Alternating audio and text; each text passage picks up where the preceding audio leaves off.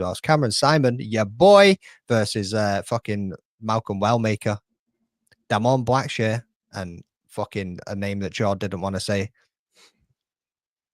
Awateng Haley. That guy. Yeah, I mean, and Chris Gutierrez versus John Castaneda. So let's hear your picks for every single fight I've just named real quick. Quick fire. Chelsea Chandler, Jocelyn Edwards. You're fucking muted. Bro. How are you muted? You literally just joined and said proper 12 Irish whiskey, and all of a sudden this dude's muted. Every time he does it. Every time.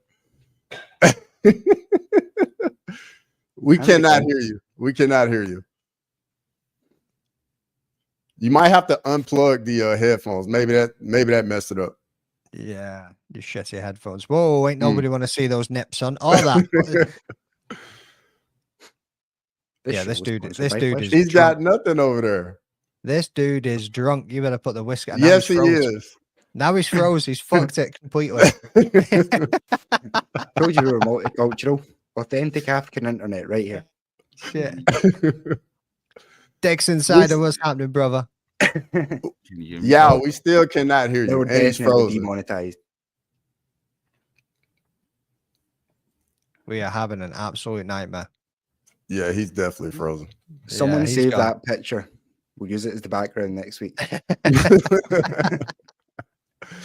Well, I think load shedding just kicked in. He's been kicked off. Right, we'll let Yao sort out his shit, and then we'll crack on. So next up, we have got Evan Elder versus, how do you say that? Gage Young? I think so. It's the only thing that makes sense. Yeah, it must be, innit? Yeah, I mean, who calls the kid Gage, bro? Like, that's fucking savage, by the way. I bet he got bullied in school, especially with that haircut too. Coming from me at the moment. A mechanic. Yeah, maybe. So both of them are coming over with a 9-2-0 record, 28-24, 178 to 175, both fighting out of the USA. Cross, hit us with those odds. Evan Elder's a -200 favorite, and Gage Young is a +170 underdog. After all the hilarity, I forgot where we were at. So Cross, let's come to you, bro. Yeah, Gage Young taking this fight on short notice, making this UFC debut. I'm just gonna go with Evan Elder, more experience and the short notice. Fair. George? Yeah, I'm sort of along the same lines. Evan Elder didn't look as though he was going to be up to much in the UFC when he started out, but his last two fights have been decent. Gennaro Valdez, a serviceable fighter. Same again for Darius Flowers. So yeah, going to stick with Evan Elder. Gage Young, it doesn't have even a particularly great record on the regional scene, so I don't know why it would translate any better to the UFC. Yeah, have we got some I hope audio, you bro? can hear me. Can you hear me? We got you. We got you, brother. We got you. Okay, so from Where the you bottom, going in this I'm one? going. Oh, Edwards, you're going. All right, okay. Sure, Sure, run it right through. Edwards, Romero, Amarin, Simon is a dog. Blackshear. Is Cameron Simon? Good. Yeah, Cameron Simon's an underdog. Yeah. Is that your dog of the week? You got to make that. It's definitely gonna be his dog of the week. It has to be his dog of the week. Mm-hmm. Bro, they're gonna throw you out of the country. They're gonna throw you out of the country. Dog, this is not a apartheid government, bro. I choked on my fucking vape there and everything. I'm going with Evan Elder. I think that one's a full house. Yeah. So now I'm caught up. Well, fuck, I never gave my pick, bro. I might be going with Gage Young, but I'm not. I'm going with Evan Elder. So let's keep it fucking rolling. You didn't even say his name before this. That's how I know you weren't going with him. Yeah, with Gage Young. Fuck, bro. No, I don't think I've ever even seen this motherfucker fight, and if I have, I can't remember it. I don't think anyone has. No, well, he lost. He lost at the fucking on the Contender Series. Yeah. And then, where the fuck is FAC? What is FAC? Dixon brings up a good point that Gage Young's a hometown fighter. The local guy, so right, that's why he's the got decision, man. Get your money on him getting the split. Yeah, they're like, we need somebody else on this card. Let's get a local boy and just like bang him on there. Sound cool. If you hear Smash the lights judges ringside, Sal Diamato, just go put the money on the. You're fucked. Go put the money on Gage. Yeah, if he's there, that's definitely a good shout. To be honest. Up next, we got Match Now versus Jimmy Flick. 16-9-0, 17-8-0, 35 and 34, 173 centimeters to 170. and they are both fighting out of the USA. Cross, what's the fucking odds? Matt Snell's a minus 180 favorite, and Jimmy Flick is a plus 150 underdog. I'm going to be going with Matt Schnell on this one. I think from a striking perspective, he's definitely got the advantage. Jimmy Flick's one of those sneaky characters, though. If he does manage to get it to the ground, the submission can come out of fucking anywhere. But I feel like when he comes up with somebody that's got half decent striking, he kind of struggles. Even if he goes over the 3 rounds, he's going to lose it to could be a split decision, but I'm going to go with unanimous decision for Matt Schnell. Yeah, let's come to you. This one was a tricky one. Obviously, with the odds so close, Flick is a live dog, if you will. But I'm going to go with Schnell in this one. I think he gets it done, like you said, by decision. Unanimous, possibly, but you never know with the judges. So, to be honest, this can go either way. But I'm going to go with Matt Schnell. But if you're looking for a live dog, definitely Jimmy Flick. George? Yeah, weird fight, this one. It should be probably a contender for fight of the night, I would imagine. Both guys looking very unstable, obviously. Jimmy Flick was someone who was looking promising, but then was off for a very long time. Came back, got knocked out twice, got a submission win, then got beat again. Matt Schnell hasn't been much better, though. I think he's on, 3 straight he's lost? Mm-hmm. Yep. 2 by knockout, 1 by submission. So it really is a sort of up and there fight. That being said, I think Matt Schnell's fought at a higher level for longer. So I think the best version of each of them, Matt Schnell would win. So I'm thinking the worst version of each of them probably should be about the same. Sound logic there. Cross. Yeah, I think the reason why the odds are so close in this fight, because Vegas thinks neither guy really wants to win. I mean, when you think about it, both these guys have just been losing fights. Matt Schnell, though, he retired after his last fight. So really, where's his head at? Is he really in it? You don't really know. But he has been in there with the better competition. Alexandre Pantoja, Steve Erceg, Brandon Royval. I'm just going to go a little bit with the experience. Give me Matt Schnell. Boom. I feel like this is probably going to be a full house on this one as well. So Dix Insider says, hear me out. Flick, ground and pound, TKO sprinkle. I wouldn't be against Jimmy Flick by submission in like the first round. He also says Flick by Gilly. So yeah, I wouldn't be against that one, but I don't think. Also, fun fact, I think Jimmy Flick was the first guy to ever get a flying triangle in the UFC. Oh, really? Yeah.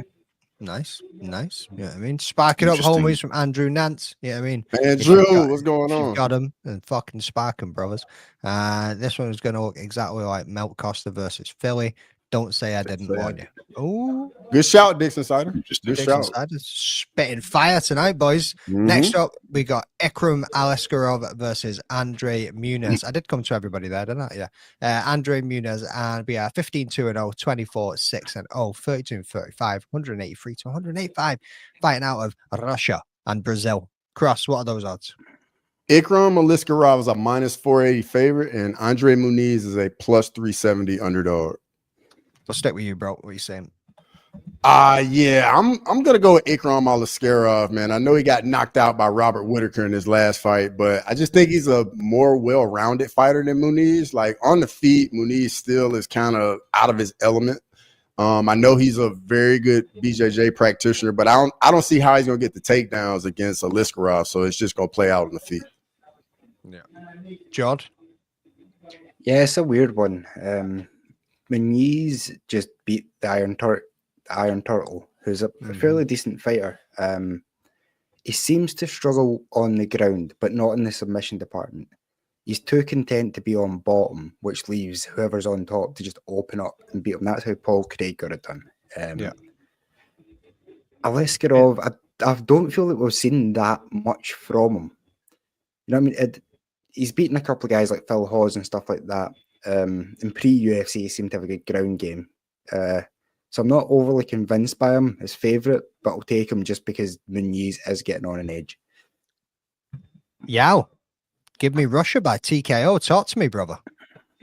Look, with what Muniz did by losing to Paul Craig, and that makes me miss Sterling, I don't think he's going to have what it takes to beat Askarov. I think Machaklaka is going to win this one. The Russian, the Sambo, if I look at Askarov, he's got a very rounded sort of Sambo striking, grappling game.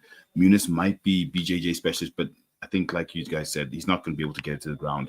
The odds are heavy on Askarov at minus 650, but hey, man, I'm going with him all the way, even though we know the dogs this year have really come through when the odds are this ridiculous. But I'm going with Askarov.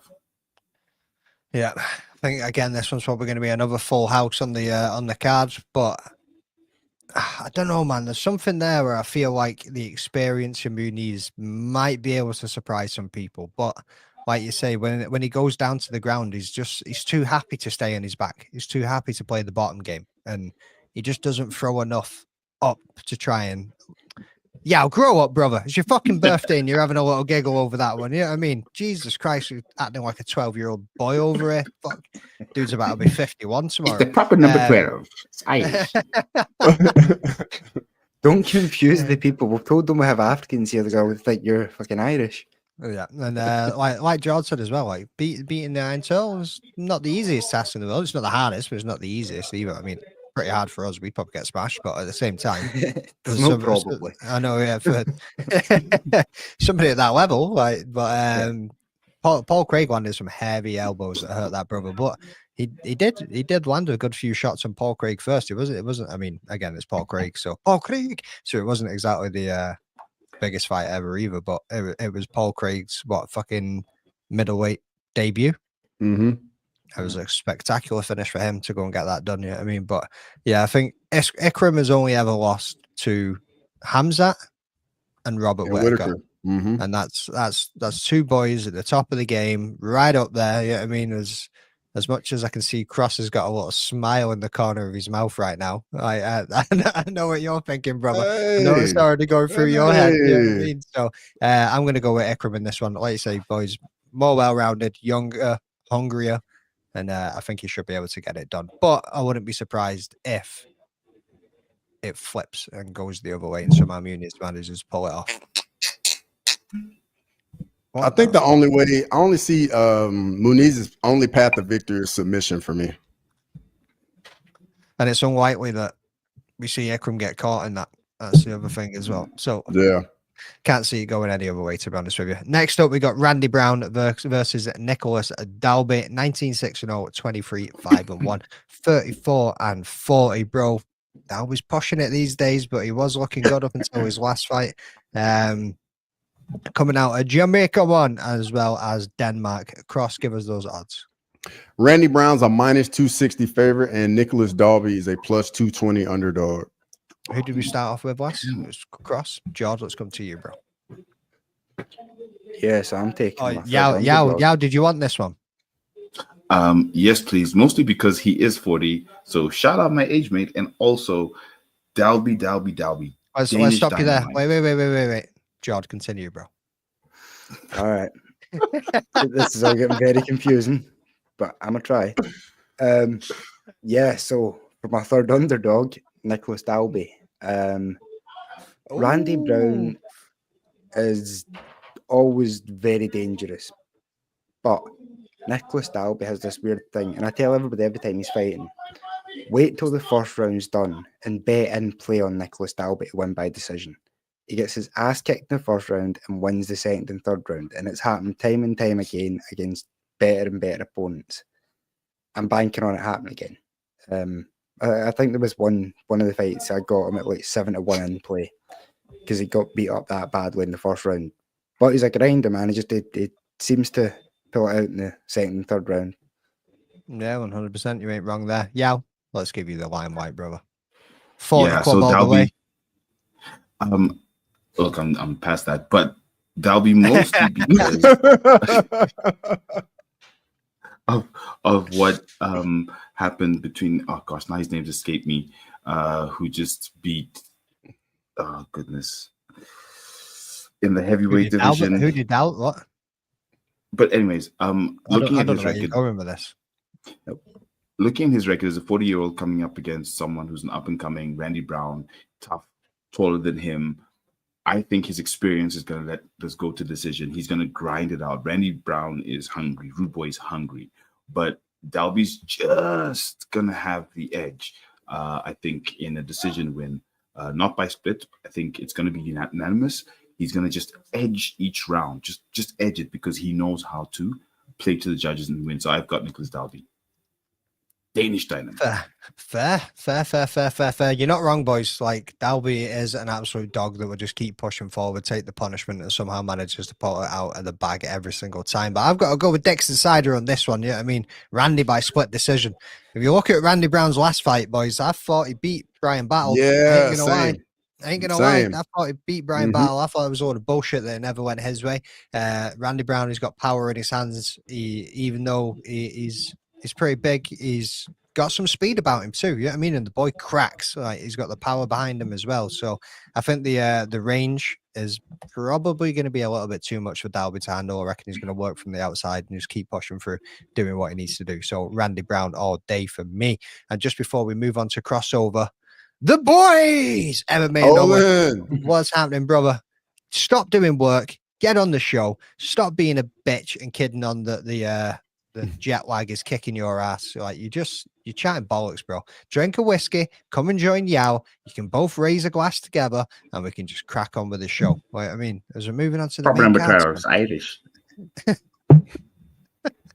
that is the worst accent I've ever heard in my life. We have got Lane in the house. What's happening? Do you know what, Lane? I ain't speaking to you after how you done me last night on SDAWGS prediction show or whatever the fuck it was that he done. Yeah, I ain't speaking to you, dude. Yeah, I mean, I thought we were friends, and you totally fucking ruined my week. So no, that ain't happening. Cross, let's come over, brother. What you saying? Yeah, man, it's a tough one because Nicholas Dalby's an absolute dog. But on the other side, the guy is 40 years old. That's definitely not prime age to be a fighter. One thing though, like Nicholas Dalby, like, man, when he goes up against Brazilians, that's typically when he does his thing. Randy Brown's not Brazilian. Long rangey striker, really good footwork, really good speed. Give me Randy Brown. Boom. I'm glad that somebody's going with him as well. And I feel like there's going to be a couple of other people backing Randy Brown in this one too. So I can't take the heat. No, I cannot take the heat, especially coming from you, Lane. Like, I thought we'd bonded. Over a few of these live streams and a few of these shows. I thought we were friends, but clearly fucking not. Don't what up Leroy. That dude's a dickhead as well. You know what I mean? Some bullshit. Yeah, I mean, Dalby would win if his opponent was Brazilian.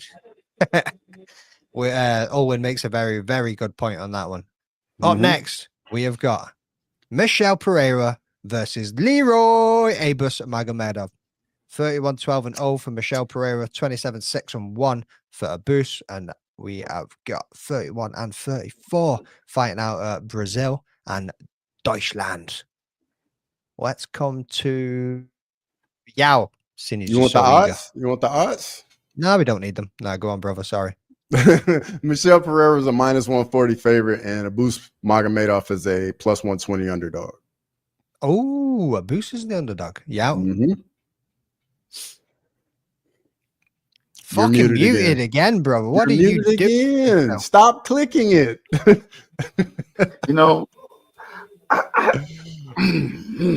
So Abus is a live dog on this card. The odds have slipped from when I looked at them. They've gotten more in Abus's favor, and I think that's fair because if I look at the work he's done, sure, we saw him losing to Strickland and then Borjalio, but if you look at the level they're fighting nerds at 19-0, he then came back with 2 wins on the trot. I think he's definitely in with a good shout to take this fight. Michelle Pereira tends to be erratic sometimes. If you look at who he's beaten recently, it's been good fighters, but he couldn't put away Fluffy Hernandez. I'm going with Abus-Magomedov, the underdog on this card. In this fight. Bus stop then. Bubble butts. Jordan, that was the worst joke you've ever fucking said. No. You appreciated that so much. There was no appreciation there at all. I was like, oh my God, did you just say that? You know what I mean? So Dixon Sider thinks that Michelle's guilty by guillotine. Round 1 is a lock of the card. I'm not too sure, brother. I'm leaning with my man Yao on this one. Like, he couldn't beat Fluffy because Fluffy's one of those guys that'll grind it out for the 3 rounds. He fluffed it.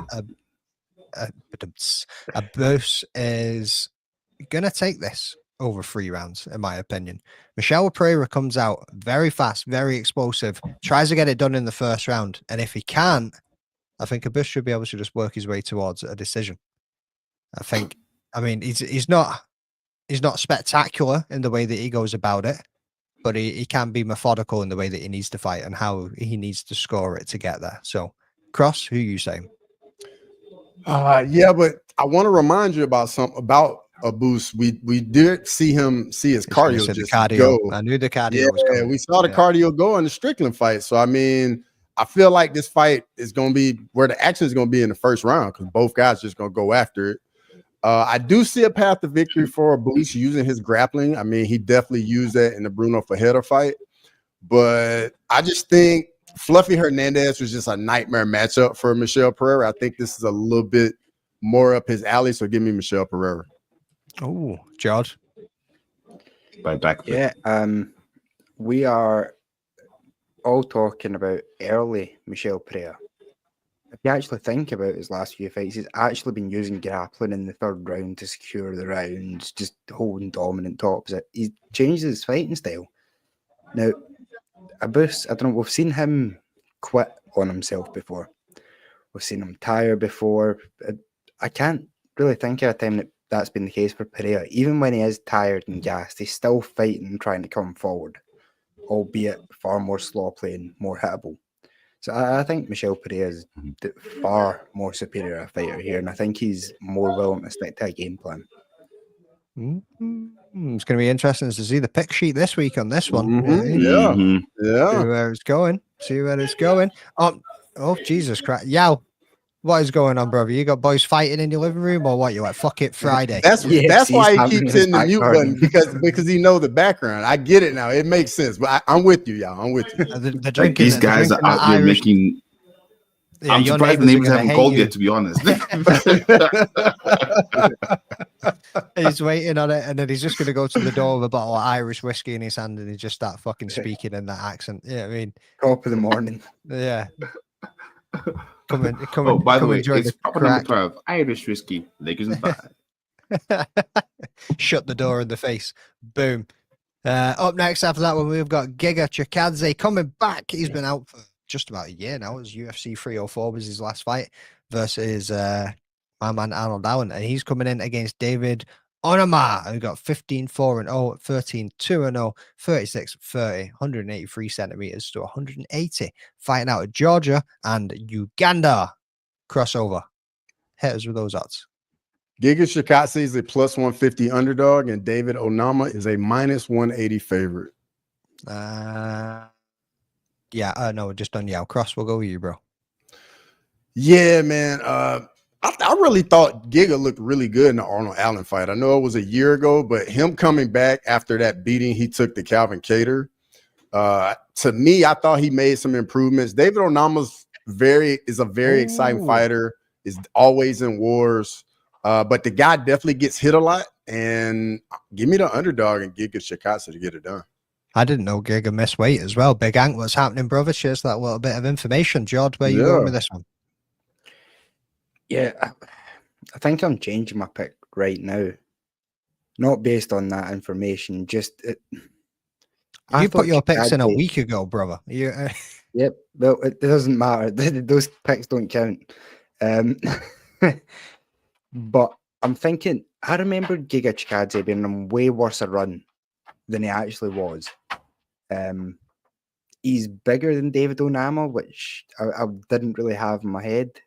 And Onama's lost some fights to some mediocre fighters like Nate Landwehr. Great fun to watch, but outside the top 20. So I think I'm going to take another underdog here and go with Giga. Oh, the ninja. Yao, you're in that chat shouting about Onama. Who you picking? And he's gone. He's absolutely gone. I never even seen him go. Never even seen him go. I was too busy looking at other shit. Never even seen him fucking dissipate. Oh, here he comes. He came, poured himself a drink, and then just dipped out. Right, Yao, who are you going? Yeah.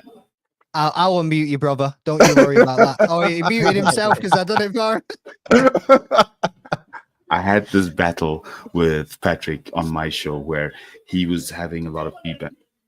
These serious. He was having a lot of feedback on his. Anyways, my pick is David Onama, the missed weight, and I think Chikadze has been in some tough fights. If you look at the Calvin Kattar fight, Dan Hooker, he's been in some crazy fights. So I'm going David Onama. I think the youth is just going to play. I think there'll be hesitation from Chikadze because of his previous fights. So I'm going with David Onama.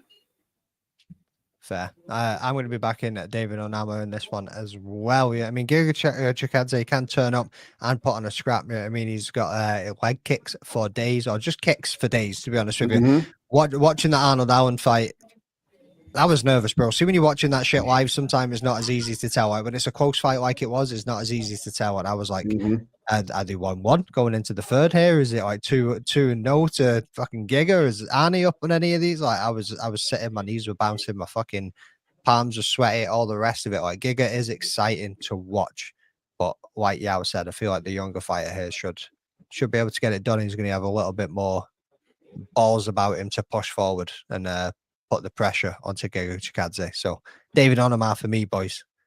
What's the chat saying? Giga did make weight with a white box of shame. Oh, did he come back and nail that one out? Came back and made weight. Neil Carmel, what's happening, bro? Cheers for joining and sparking one for the panel. Appreciate it, Lazy. Up next, on paper, we have got Anthony Smith versus Ming Yang Zhang, 36 and 26. We got 37, 21. Dude, Anthony Smith with 21 losses on his record. Like, that's fucking wild, isn't it? Like, this guy has had so many fights, and now he's stepping into his retirement fight. And he's coming up against a little bit of a killer. Like, I don't see how this goes well for Anthony Smith. Like, I don't see him going out with a bang. I don't see him going out with a win. But Cross, give us those odds. So Anthony Smith is a plus 350 underdog, and Ming Yang Zhang is a minus 450 favorite. Okay. So I pretty much like gave my pick where I'm going to Ming Yang Zhang on this one. So Cross, what comes to you, my man? Man, I'm right there with you. Ming Yang Zhang for me. I think I think Anthony Smith's been done for a while, and he's just not into it mentally, especially losing his coach, being so emotional like that. Yes, his last fight, and he's close to home. But I just think Ming Yang Zhang, this guy is just got so much power, and he's been getting guys out of there. And Anthony Smith, the guy's there to be hit. And like his last couple fights, he's been telling the opponents to hit him. So give me Ming Yang Zhang. Boom. George? Yeah. Anthony Smith's performances have slowly but surely been getting weirder, to the point that something feels very off when he's in there fighting. Like, he doesn't want to be there, and I would have called it after his last fight, but I can only really see this one ending by knockout. Like, the best version of Anthony Smith probably takes this guy down and submits him. But I just don't think he's there anymore. I think something about that whole someone breaking into his house and thing, since then he's just not been the same guy. So yeah. Sound Yao? I don't know why we're talking about Anthony Smith. The Mountain Tiger is an absolute monster. When we saw him coming through Road to UFC, his first 2 fights in the UFC, I thought his record was padded from China.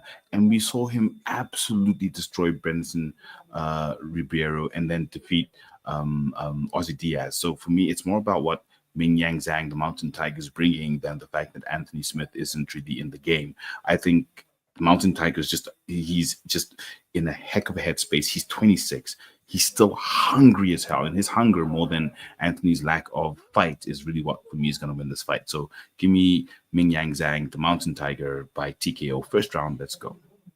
Wayne coming in with a fact. I mean, Zhang's a beast. 10-round-1 KO win streak. He hasn't lost since 2019. This is a mad matchup, like for Anthony Smith's retirement fight, isn't it? Like, I did not expect them to put him up against somebody like this. Like, send him out with a bang. Like, literally send him out with a bang. Like, and is he going to take that one punch and then just kind of did what he did with in his last fight? He was like, just hit me, just fucking hit. Like, I really don't want to see Anthony Smith go out like that. I really, really don't. But he might turn up and just shock everybody. You know what I mean? Like he did against Petrino. Everyone thought Petrino was going to dust him and all, and he caught him due to Petrino's lack of fight IQ. You know, managed to catch him in that one. You know what I mean? So, I mean, all the best to Anthony Smith, but on paper, I just don't see him getting this one done. As we move on now to the main event of the evening, people, this is the one that we're all been waiting for. Chris Gutierrez posted a video earlier of something that we all expect to see is Carlos Prates outside having a fucking cheeky cigarette. So we got 15-1-0, 21-6-0, 191 centimeters, 185 centimeters, 27-31, fighting out of Yao. Where's he fighting out of? Ireland, dude, Irish. and Brazil. I don't know why I did that, bro. Set you up to fail. No such thing as failure. Hats off to Ian Garry. You know what I mean? Like stepping in and going and taking this short notice kind of fight against somebody that's below him. When he's always kind of been about that, I'm not going to fight anyone below me. I'm on a trajectory this way. Especially when you look at Joaquin Buckley when he was trying to call him out. It was like, why would I fight you when you're down there and I'm up here? And now it seems to be the thing that he wants to go out there and do. He done it against Shavkat and now he's doing it against Prates as well. But it's going to be an interesting matchup. Stylistically, it should be a banger. I've said it before when the fight was announced. It just depends on where Ian Garry's going to turn up and strike with a boy, or is he going to turn up and do what he does just to get the 3-round unanimous decision where he's going to just make it grappling, hold on to him, and nobody wants that. It's the main event. We want something spectacular. Yeah, I mean, we want to see an absolute striking masterclass. So, Jod, we're going to come with you on this one, bro. Like, who do you think's taking it? You got Prates or have you got Garry? This is difficult, man. Of course, Prates is the shiny new toy in the UFC. He's with the Fighting Nerds team who everybody's loving right now. Knocking everyone out, most recently Neil Magny, but also Li Jingliang, who's another fan favourite. That being said, Ian Garry, in that Shavkat fight, I think even by taking the fight, he proved something that a lot of people doubted about him, which was his heart for the fight game and just how committed he was to fighting the best in the world as opposed to just trying to get the easiest route to the title. It shut us all up because it was a very close fight that I don't think anyone could really definitively say at the end of who won. Why he's taking this fight in particular, I don't know. Maybe trying to earn some favour with the UFC to try and get up that sort of ladder again quicker. But yeah, I'm taking Ian Garry in this one, even though it might not be the sort of trendy thing to do right now. I'm coming off his first loss. I feel like I learned more about him in a fight as a fighter in that loss than I probably could from any of his other wins. Yeah, I think he's one of the top 3 in the world right now. I mean, the dude's got the picture of him almost submitting Shavkat at the end of his bed. You know what I mean? It's like I wake up every morning and look at this. So I think you've made a great shout there with the is he trying to play towards the UFC's hand? Because he even said, like, if Shavkat's out and he can't step up for the title fight, it should be me. That's where his mindset's at. Like when he got the phone call to say that it was going to be JDM that was going to be getting the shot and it wasn't going to be him, he was pretty pissed, pretty fucking pissed. So maybe that is what he's doing. If he can get past this one and get the win, he probably sees this as a way to get the shot and get the shout for the next title fight. But then Islam Makhachev steps in and says, fuck you, you can just wait there. You know what I mean? See where it goes. Yeah, where you going, brother? Yeah. Ian Machado Garry, look, it will be a grappling fest, but he is going to mix in the striking. Prates is good, but I think he's been a bit of a underestimated fighter somewhat up until now, and the competition he's gone against has not been at the level of someone who can go a full 5 rounds with, no, it's 3 rounds, sorry, with Shavkat Rakhmonov. So Ian Garry all the way. I'm a big Ian Garry fan. I love his Irish. He's Irish. I mean, he's Irish. He's the next Conor McGregor. You know. Why are you gay?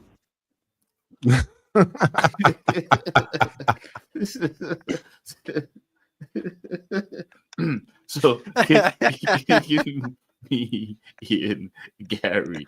And with regards to fighting down, I think this is his clearest path to the title because they gave JDM the last one where Shavkat wasn't available. He needed a big a signature fight. Him against one of the fighting nerds, knockout king right now in the UFC. I think for him is actually one of the clearer roads to the title than fighting someone in the top 5 or whatever the case is. I think this is actually one of the best fights he could have taken. He waited the right time to fight down. You don't just always fight down, but fighting down right now against someone like Carlos Prates, phenomenal. I think that's a very good career decision on his side, and I'm really looking forward to this fight. Cross, are you on the same page as these brothers, or are you going in the opposite direction? I mean, you know, Ian Machado Garry in his last fight against Shavkat, almost getting that finish, like really opened a lot of people's eyes that maybe still were a little unsure about him. Definitely showed himself. Taking this fight on short notice definitely deserves some respect, especially fighting down as well. Just like Lane said in the chat, man, Carlos Prates is on like a 10-fight KO win streak. The guy's just been phenomenal. Got dynamite everywhere, both hands, knees, like got it all with the striking, and will enjoy a 3-inch reach advantage. I think Ian Machado Garry's path to victory for me is going to be his grappling, but Carlos Prates has like 92% takedown defense. Give me Carlos Prates to get it done. I knew it. Fucking knew he was going to come in and do that. But by the way, he's lying. Check the picks tomorrow. Yeah, I saw that smile. And we'll see, I and we'll saw see that where he's smile. going. You got to tell, bro, don't play poker. Do not play poker. You can wear those shades all you want. You ain't fooling nobody. You know what I mean? He Wayne had a coming in with 50% chance of being right anyway. Wayne has been dropping facts left, right, and center. So is this true? Did he denounce Ireland? Does he believe he's Brazilian now? Like, He speaks a lot of Portuguese now, yeah. no, I know mean, that. wife's- I mean, wife's Ian Machado. Brazilian, so Yeah, like, doesn't really? he train in Brazil full time now? Have we bought Or a no? house? Was I that thought in it was Brazil? at Killcliff. Or did He they moves move? around a lot. Yeah. Yeah, I think I seen a video of him at what's Shooter Box. Yeah. Yeah. Mhm. So yeah, maybe he's out there now. Yeah, must be. Main event ends in a split decision. That's a fair shout, Dex Insider. Personally, I'm going with Gary as well, to be honest with you boys. For everything that you guys have already said too, I think it's going to be the grappling side of things that takes it. I think his fight IQ is up there, and he's too smart to get caught by a shot that's going to knock him out. And we haven't actually really seen any time we've had his chin tested either, though. I mean, there's maybe once that we've seen him get dropped. Yeah. But that was early on, bro. You know what I mean? Son Kanan, that's who I dropped him. thought Gabe Green was going to beat him. So what do I know?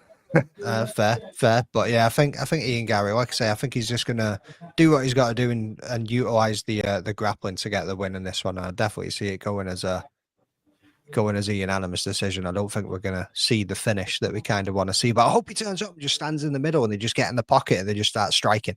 Like that's No chance Ian Gary I know, does yeah. that. No chance. I know that's No really chance. what we want. That's really what we want. Or if he can start doing that little bit of the counter striking that he does, you know what I mean? Slip a couple of jabs and 1-2s down the middle and just see what he can do. Maybe he upsets the fighting nerds. Maybe he upsets the MMA world. Like The way Prates strikes is awfully heavy on his front leg. I wouldn't be surprised to see Ian Gary chew that apart for like the first 2 rounds. Yeah, but they're in opposite stances though.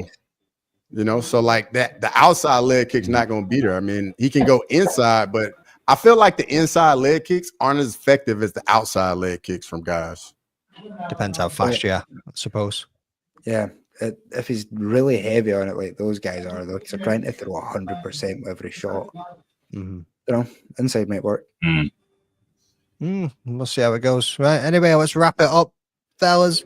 Yao, happy birthday for tomorrow, brother. I hope you have a great night. I hope you have a great night, and I hope your head's absolutely fucking banging in the morning, because we know it's going to be if you continue to drink that fucking Irish whiskey. Proper number 12. It's Irish. It's Irish. If we don't get a sponsorship out of this, nothing ever will. I know, yeah. Just a few sips. Well, you have to taste it, mate. It is the finest man-made Irish whiskey there is on the market. None of that danced on Jameson shit. We got the black leprechaun on the show. I know, hey, big happy birthday from Olwen there as well. So let's be saying, I don't see anyone beating Bilal unless they have KO power. I don't know, man. I don't know. Let's just chat on that one quickly before we disperse. JDM boys, you reckon he's got a shot against Bilal, or is Bilal's pressure, if the way that he fought against Leon Edwards is anything to go off? Do you reckon he's going to be able to do that to JDM?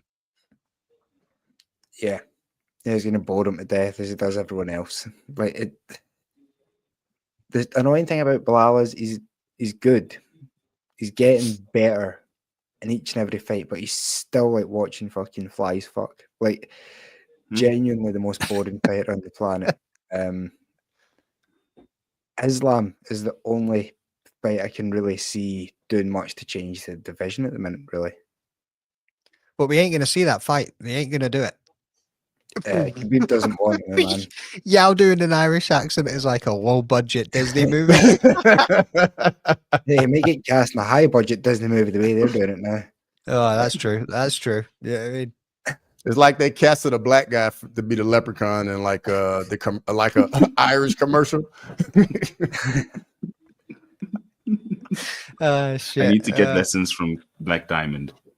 Like, yeah, he's you got do. a heavy Irish accent. It's crazy. Just get him on the podcast, brother. Just speak to him for 45 minutes and you should be able to twist some things out. Yeah, I mean, ordering one of your shirts on the merch site for my birthday tomorrow. Shout out to you, Chris Gray. Shout out to Happy you, birthday Chris Gray. to Chris Gray as well. Yeah, I mean, Yao and Chris Gray. Yeah, happy birthday sharing to a you and Yao. birthday.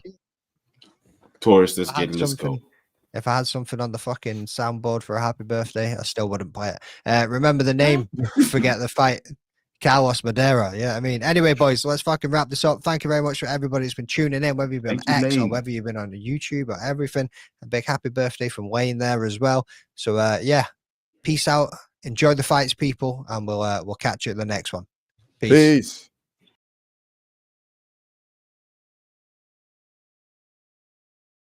Hey guys, this is John Anik from the UFC. You're watching the Fight Week Show. Please subscribe. Not now, but right now. Subscribe to the Fight Week Show. We'll see you guys on the road soon.